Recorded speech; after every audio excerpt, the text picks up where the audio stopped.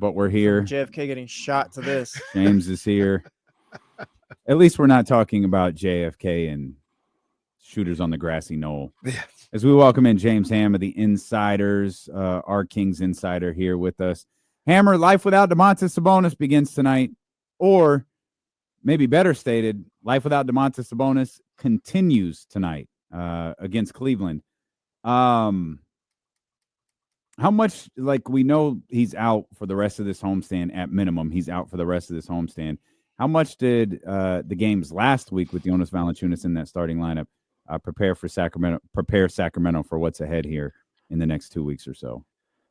Yeah, I mean, look, you've been going on 2 weeks without him, right? So he'd only just got back on the court, and I think this team, they understand how to play with Jonas, and I think Jonas is ready to play big minutes.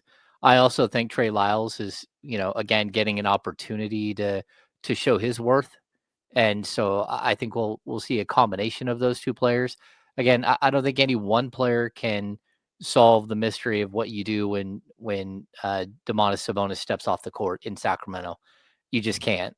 He impacts not just the ball movement itself, but he impacts the way that Malik Monk plays. He impacts, his screens are what frees Keegan Murray half the time, or Zach LaVine.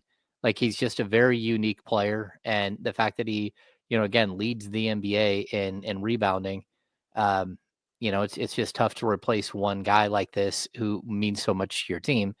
And the Kings haven't been able to figure it out in the past. At least they have a really, really solid veteran backup who would be a starter on maybe half the teams in the NBA. Was the diagnosis of 10 days, was that about what you thought? A little better, a little worse? Well, he's going to be re-examined in 10 days. And by my math, that means that he'll be re-examined the day that they play the Blazers. There is an outside shot that he recovers and he's able to come back. What it sounds like to me is a grade 2. They're calling it a moderate ankle sprain. Again, we've seen a mild ankle sprain from them, and now a moderate ankle sprain, which I'm guessing is like a grade 2 ankle sprain. So he didn't completely snap the ligament in half, which is a grade 3, but he did damage. He stretched the thing out pretty bad, and maybe there's some fraying and stuff of the ligament. It's really going to depend on how quickly he recovers. And, again, he's a big man. That's a lot of weight coming down on that foot, but he's also more of a ground-based player. And he's got a lot of incentive to come back and play. We talk about the 65 game minimum. On paper, Domantas Sabonis is at 58 games, but in reality, he's not. He's at 56 per the rules. He's got 2 games where he played less than 15 minutes, both because of injury. One where he played a little over a minute, and one where he played 12 minutes. Those 2 games don't count towards his 65 games. So that drops him to 56 games on the season. So he needs to play 9 more games. Kings have 15. We're talking about a 6-game stretch here where he might not play. So it will come down to whether he can suit up and play those final 9 games or not. And that's tough. And he's got to play. He's got to at least play 15 minutes in those games. Now, look, he might not make all NBA either way. We never know. But the fact that he could miss it by a game or 2 is really going to come back and it'll frustrate him for sure. And he has a $1.3 million bonus attached to that All-NBA status. So, there's a lot of things going on there. A grade 2, I'm guessing it's a grade 2. It's usually, 1 to 2 weeks. You can get a player back, not always. It just really does depend on how quickly they respond. A grade 3 is much worse. That's, remember the De'Aaron Fox grade 3 sprain. He missed 21 games and came back in 7 weeks. And that was he blew away any possible chart on how quickly he would be back. It's usually 10 to 12 and usually closer to 12 weeks. But this is one where, it's possible. It's possible he'll come back. He's got a lot of motivation. He's got money riding on coming back and playing. We're just going to have to wait and see how he responds. Can I ask a quick question? Had he kind of played himself out of the All-NBA discussion? Well, I think James just kind of alluded to that. Maybe. I thought he was deserving. I don't want to say a lot because who knows how they would have voted, but I thought he was deserving in the first 2.5, 3 months of the year. Yeah. I think his play has slipped a little bit in the last month and a half. And with such a tightrope he has to walk in particular to make an all NBA, I don't know if he has gone above and beyond consistently this year to get that nod from those voters.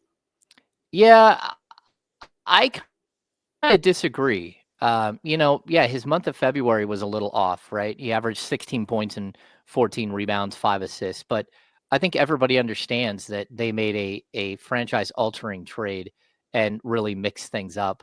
The other point I would make is there's like 8 All-NBA players who are ineligible right now for All-NBA this season. So, whether it's Luka or Kawhi or Joel Embiid, Paul George, like the list is long of players who are just flat out not eligible for All NBA because they're not going to meet the 65 game threshold. So I think that there is a good chance he would still be a solid third team All NBA player. Again, it's not done by positions anymore. But if you look at, sort of the way the league votes for these things, a lot of it is advanced statistics, and Domas is still like in the top 7 in win shares. This is a really, really good player who, again, has been available for most of the season where a lot of players haven't. The weird thing is too, if he can't play at all this season, he actually could like be all NBA because the rule is that you got to hit the 65 game threshold. But if you have a season ending injury and at that point in the season, you'd already played 85% of your team's games, then you are technically available for all NBA. So kind of a weird, statistical thing that pops up or weird rule that shows up that he could actually make all NBA by not playing again this season. Fascinating. I'll tell you something that Domas will seek clarity this offseason. That really rubbed me the wrong way. Lives in your brain right now. I'm like waiting.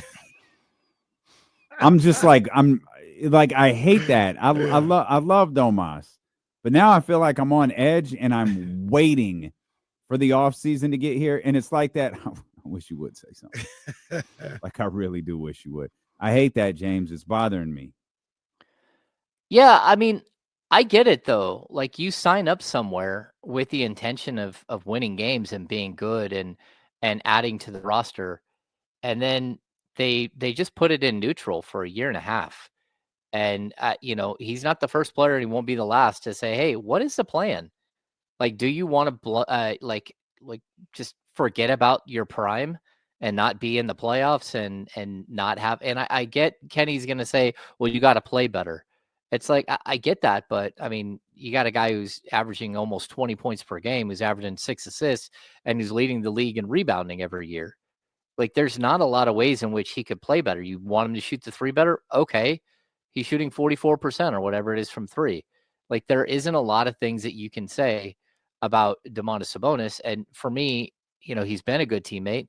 He's been a workhorse. He's been a guy who, up until this point, over the last couple of years, barely misses any games at all, plays through injury more often than not, and who is like an all-star level, top 15, top 20 player in the NBA, player.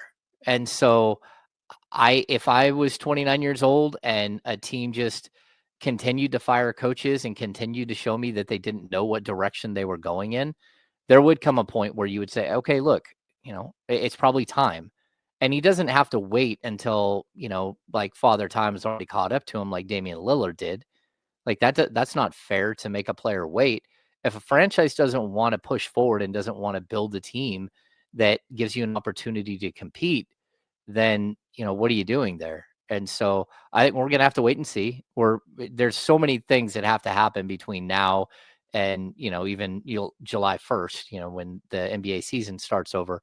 But we need to know who's going to be making the decisions for this team. We need to know who's going to be the head coach. We need to know, again, like, who are the decision makers above the decision makers. All of that stuff needs to be sorted out. And if I were a player on a team like this, I would want clarity as well. And, I side with the player on this one. And maybe that's because I've covered this team for too long. Do you want to say it or do you want me to say it? You can say it. Some will believe part of the reason the coach isn't here is because of you. Not you, James Ham, but you, Domantas Sabonis. And we, for lack of a better, listened to you, took your side in this situation. And now you don't get to use that as a reason. Now, you can use some other stuff, but you don't get to use that one as a reason as to why you need clarity, because we were listening to you, allegedly. I don't think, like, in all honesty, that's probably true. That, like, I mean, we do know that, Domas had conversations with the front office as well, but his guy is now the head coach, like the guy that's trained him the last 2 years, the guy who doesn't nearly have as many practices is his head coach. That's not what I'm talking about. Like the head coaching job. Yeah. I mean, that's one aspect of this, but you need to know if the GM and assistant GM are going to be there. You need to know who's actually making all of the decisions above them. And on top of that, you need to know, do they have a plan to improve this roster, or are you just stuck as a player on a team that's going to be fighting to get in the play-in tournament, maybe a back end of the playoff type team? And as of right now, that's who they are. They're maybe, if they get lucky, they're back into the playoffs, but realistically, this is a play-in team, and they have been for 2 years. The one thing I'll say about that though is, and maybe I just don't understand it, but the front office was in place when you just signed this contract less than a year ago. Like, all this was in place less than a year ago, and you had no problem marching over to that table and signing the contract. And now, less than a year later, you're like, I don't even know if I want to be here. Why'd you sign the contract? Like, and you can't just always leave when you just can't just leave all the time after something don't work out for a few months and say, I don't know if I want to be here anymore. All right, Pat Riley. We're 18 months into this, man. We're 18 months in. You didn't have to sign the contract. Yeah. No, I mean, I get you. He didn't have to sign the contract, but you know what? He earned the contract. And, you thought that they were building something, and then they can win a completely different direction. And they allowed chaos to creep in. Like, I get it. And someone asked, why do you have to bring it up right now then? Like, first and foremost, Domantas Sabonis has not said a word to anybody, like, on the record about this at all. But true. That doesn't mean that his agent hasn't said, hey, Domas might have the same exact questions as Summer. Like, I don't know who gave Sam Amick that line, but that's not Domas going out and saying, hey, look, like, what are we doing here? But it was Domas this summer saying, yeah, good thing we got DeMar, because we had 2 other deals fall through already. Like, there comes a point where that was funny. I was like, hey, all right, Domas. But you make promises to a group of players about building something, and you're not able to come through on those promises, then it's okay for players to be frustrated with the direction, with whatever, whether it's the coach, whether it's the players you bring in, or anything else. Hammer, the Kings playing a finals team tonight? Yeah, probably. If not a finals team, Eastern Conference Finals. Like, this team is absolutely crazy good. And, the Kings have played them all right the last couple of years, but my goodness, man, this team is, they've lost 2 in a row, and what are they, 56-12? That's it. Something like that. Yep. Yeah. I mean, they still have an outside shot. And the only reason I say this is because they've won 15 twice and 12. Well, they've had 2 15-plus game win streaks and a 12-game plus win streak. They got 14 games left on their schedule, and most of those games are not that difficult. They could easily go 14-0 and push for 70 wins. Either way, like, I'd be surprised if they didn't win 67, 68. Like, this team leads the league in 3-point field goal percentage and 2-point field goal percentage. And somehow, through mathematical magic, they don't lead the NBA in field goal percentage overall. But still, number one in 3-point, number one in field goal and 2-point field goal percentage. Like, this is a really, really efficient, long, athletic team. They know who they are, and Kenny Atkinson has them playing the right way. Yeah, man, they're super impressive, man. And they I knew that I felt they were going to be a good team. I didn't think they were going to be this good. I didn't think they were going to be the number one seed and a true championship contender. And you got a guy like Donovan Mitchell. He's in town. We haven't talked about him too much today, Yeah. but he's been great this year. He's been great the last 2 years, and he's leading that team. Evan Mobley, Jared Allen, Garland, when he plays, they all take their lead from Donovan Mitchell. They know he's the guy. And being the guy, we joked about it a little bit, but losing 2 in a row, I'm sure he's going to come in here tonight like, man, we can't lose 3 in a row. Like you said, hyper focused. Yeah, I mean, this is a team that just doesn't lose, just doesn't go on prolonged losing streaks. They're very, very good, and they're very prepared to play. Now, they did play last night, and they are on, I think the second game of a long road trip. Like, maybe you catch them at a tough moment, but the Kings are in a tough moment as well. Like, losing Domantas Sabonis is catastrophic in most situations for this team, and they've learned to play without him, but they've also, gone on losing streaks without him. And so this is going to be a difficult matchup, whether Sabonis was playing or not, and it just makes it that much more difficult without him. Are the Cavs a bad matchup for Sacramento with guys like Mobley, Jared Allen, DeAndre Hunter? Is this just one of those ones where it's like, it's going to be tough for the Kings to match up against them? And now being without Domas, perhaps making it a little bit more difficult. Yeah. I don't know how you match up against this team. The Kings aren't built to match up against this team. But then again, like, look, I think we could probably say the same thing about Memphis. Again, Jaren Jackson Jr., long shot blocker. They didn't have Santi Aldama, which usually helps them. But even like Brandon Clark, the Kings don't really have a matchup for Brandon Clark. They showed they didn't even really have a matchup for Desmond Bane, who's just like pocket Hercules out there running around destroying everybody. Like, just absolutely spectacular.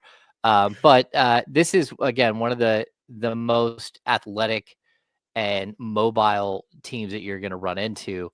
That doesn't mean, though, that Valanciunas isn't just going to go into the post and beat up on them, because that's what we kind of saw last night, right? With the Clippers, you saw Zubats, just destroy this team. So there's always a possibility that the Kings are a bad matchup for them.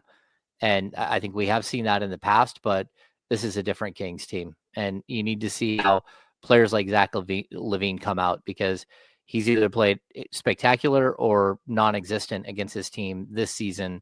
When he played for the Bulls, one night he scored 26, the other night he scored 8. So we don't know who's going to show up outside of, a whole fleet of guys who can shoot 3-point shots for Cleveland. And number 1 in the league, number 2 in the league in points per game, number 1 in 3-point field goal percentage, going up against the Kings team that historically can't defend the three. I think maybe that's what you're alluding to, or what I think of when you say a bad matchup, because the Cavs are probably going to get a lot of good looks tonight. And a team that can shoot the 3 ball the way they can, you give them good looks, it can get ugly quick. So they got to be on it, man. I do think the Kings are going to be ready to play tonight and going to be ready to compete with this Cavs team. I think they getting back home, Doug Christie talking to these guys, Malik Monk having a good game. They understand what's in front of them, and I think they're ready to compete. That's what I think about this team. They will compete. Yeah, I hope so. I mean, you hope that you get the team that came out, earlier in the week. If you get that team, the team that played the Clippers, the team that even played Denver, when this team plays hard and they play together and they share the ball and everybody contributes, like what we saw on Monday, they've got a chance to beat anybody. So again, this is a really, really good Cavs team. But I'm not putting them on the list of teams that I don't think the Kings can beat at all. Like OKC and Boston are, sort of on that plateau by themselves. They're up above everybody else. And again, I think Cleveland's on their way there, and they might have a really, really good like 4 or 5 year run here in them. But they're in the first year of being like the best team in basketball. And that's not usually like, it doesn't usually translate all that well once you get to the playoffs. Maybe first round, second round, you're okay, but you get to the third round and the experience of the other teams usually catches up to you. Other than a sigh of relief, did that 132-122 win against Memphis do anything for you? Yeah, I mean, I thought that was a good win. Yeah. Mhm. I mean, like anytime you get a win where, again, like the 4 guys who are coming off the bench all just had like dramatic, impactful moments. I thought Jake LaRavia was incredible with his 12 points and 2 steals. I thought Devin Carter was spectacular. He had 4 steals. Trey Lyles came in off the bench, had 9 rebounds. Jonas Valanciunas, just stepped right in and took over. Like, that's how this team has to win. They have to win with everybody supporting everybody and feeding everybody and the next man up mentality. And they just haven't done it all that often. For whatever reason, that team came out with a bunch of fire. And even Malik mentioned it like in post game. He was surprised just how much energy they had coming into the game. And it was like, oh, okay. I thought we would be pumped up, but I didn't know we would be pumped up like this. And, you got to the end of that first quarter, and next thing you know, you got a 10-point lead, and they just didn't let off the gas the rest of the game. Really impressive win.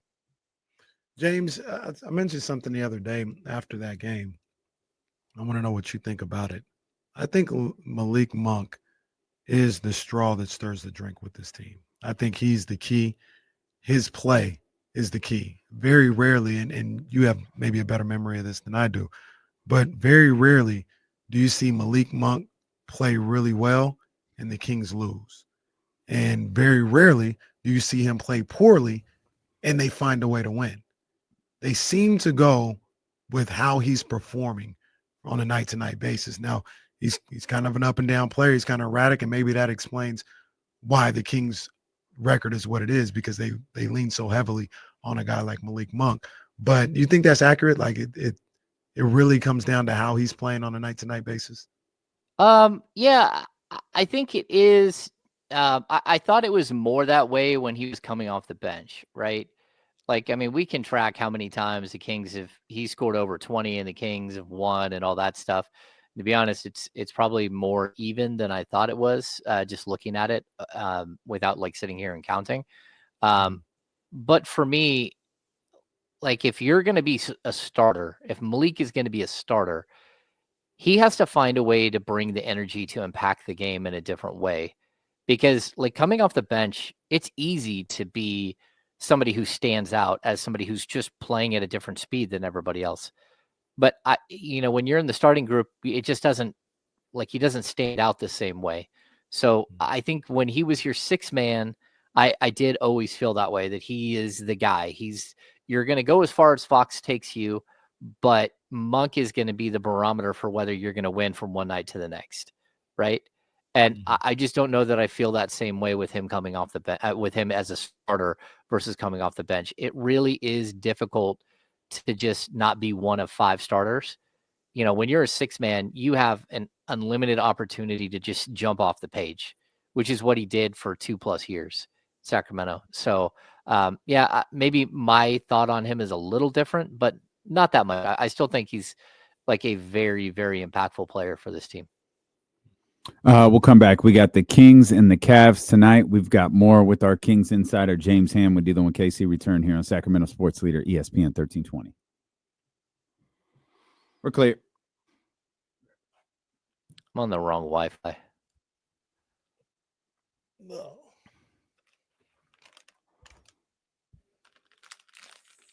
Although it's clearing up, I think it'll be all right. Lots of discussion about Sam Amick. Like, if you don't like his writing style, that's one thing. But just so you know, like, Sam is a phenomenal reporter, and on top of everything going on here, Like we all know a lot of things that are happening, but Sam is able to put pen to paper just because he has so many outside sources, that like local reporters don't typically have. So like if you're upset with Sam for starting like what's going to amount to like a small like camping fire, what he started like when De'Aaron came through town was, again, it was almost like when you fire up the little if I don't know if people out there have them, but like a propane outdoor like fire feature. The like 4-alarm fire is still coming and 5-alarm fire. So Sam Amick is certified and verified, man. He's yes, as good as he is as yeah. I've known him for 15 years. He's as good as they come in the sports writing industry, and he cares deeply, and he would never run with anything that wasn't 100%. And Sam is just a good guy. Like, He's a good dude. He's a stand-up dude. So, Mm-hmm. He's a good dude. You don't have to like his writing, but just so people know, like when he does write, you should be reading and going, "Oh Jesus," and then see if you can read between the lines, because he took that story. He took every single piece all the way up to the finish line and then veered away because there was more that he could have said.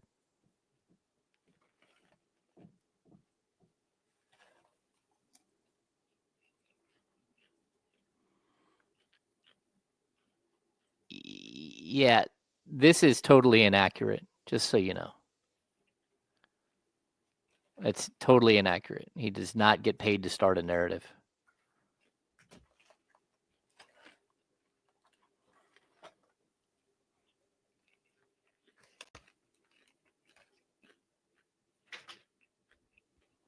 This is completely unrelated, but it just popped in my head. Every day I go to work, I'll go down I-5, go right by downtown.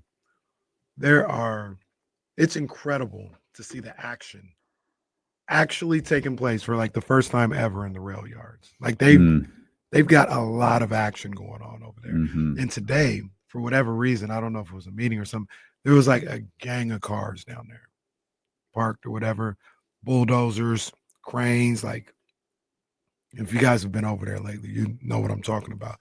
There is so much action going on in the rail yards for the first time ever. Never seen it in my life.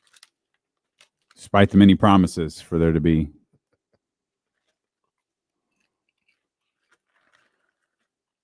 That's Man, dope, man. Great. I got to be honest. You people like in the chat, you need to figure out what's the difference between a narrative and what's real and what's happening. Like, we're not talking about narratives. Who's fake? It's the type of Like, people I hate. Yeah. I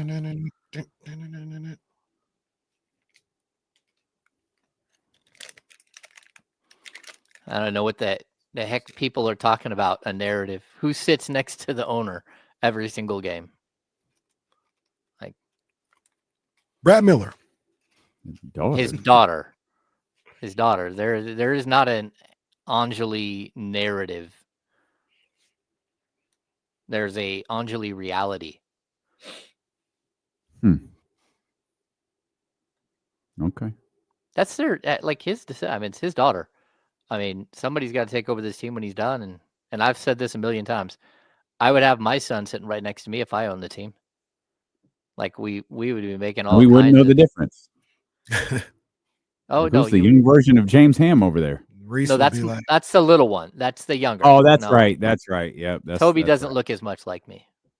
Reese will be like, I'm going to go to medical school. I want to be a doctor. The hell you are. You're running the Sacramento Kings, and you're going to like it. Why do you sound like that in that scenario? Because that's what all the bad guy owners sound like when they make their kids do something. Probably would have been better if you did your Jerry Jones voice. I built this with my own two hands. You're going to own the Sacramento Kings. I don't care about you being a doctor. Is this Tex Caraway or something? I don't even like get it. Yeah. You use like your real life son. How did you become from Texas? Like, but then created that voice. Like, it's just this is a very odd plot twist.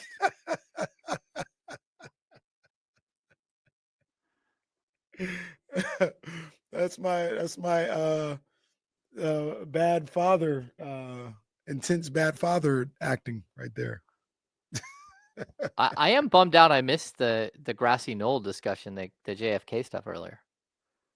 So Okay. Hang on, James. I forgot James is a JFK guy. So yeah, we Warm it up, James. Your thought on JFK getting his brains blown out. Oh, Jesus. Yikes! No, we started with the I don't believe that the limo driver did it. We got text that a Secret Service agent actually accidentally shot him. Kenny doesn't buy the grassy knoll, so we're in a bit of a. And I'm the least qualified. I will say that we're in a bit of a mess. I feel like the shots came from higher than where the grassy knoll is. Okay, so I went to shoot around one time in Dallas. Poor choice of words, James. Just a terrible choice of words. JFK. That's right. I did. I got out of shoot around in Dallas, and I'm like, you know what?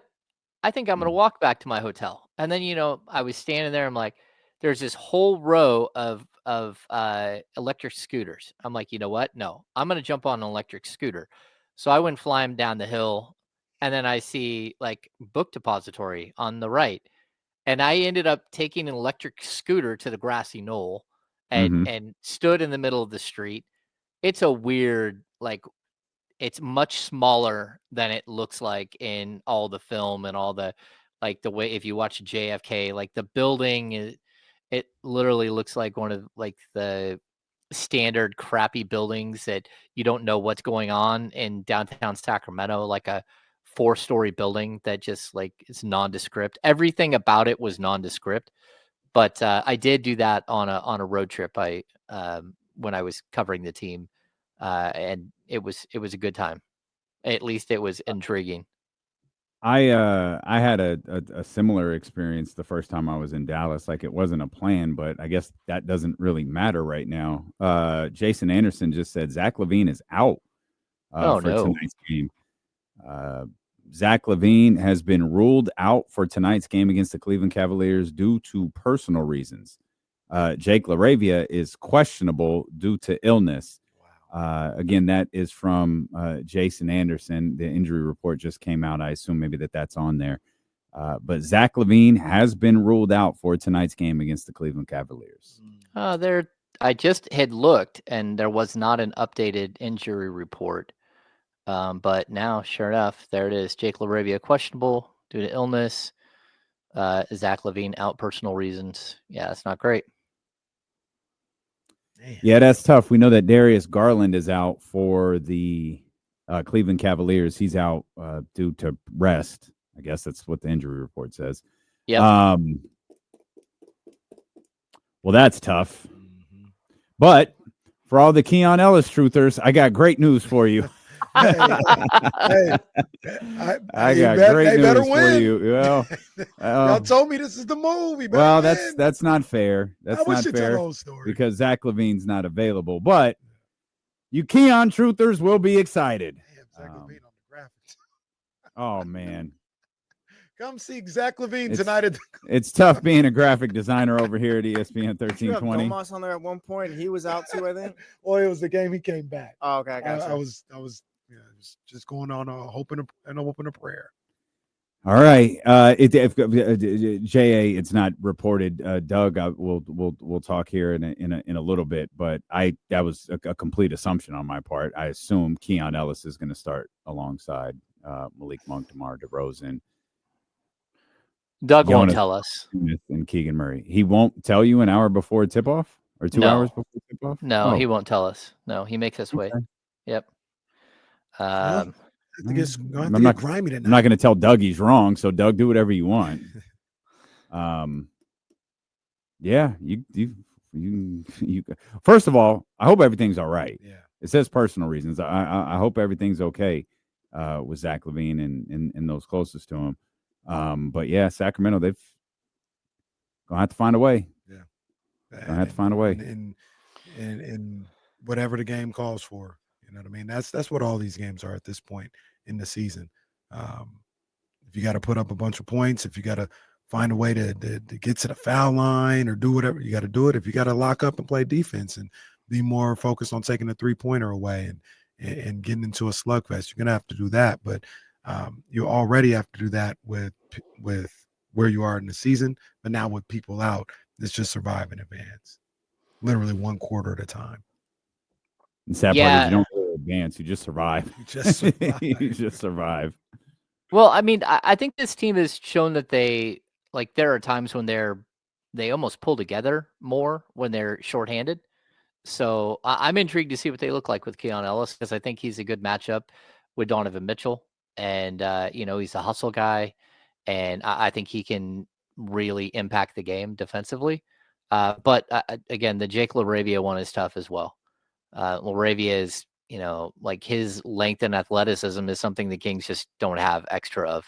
And you're going up against a team where, again, if you saw what LaRavia did to Jaren Jackson Jr. in the last game, where he pestered him the whole time, he got him in foul trouble. I think you could have seen some minutes against Mobley tonight with LaRavia and maybe some impactful minutes. Probably going to see, man, you might get a healthy dose of Devin Carter or might dust off Markelle Fultz. Mm-hmm. Yeah. Could you imagine if we see Jay Crowder? Last time we saw Jay Crowder, he was trying to fight. Well, I don't know if he was. That's what Kevin Durant insisted, is that he's in fact wasn't trying to fight. Might get some Terry Taylor minutes.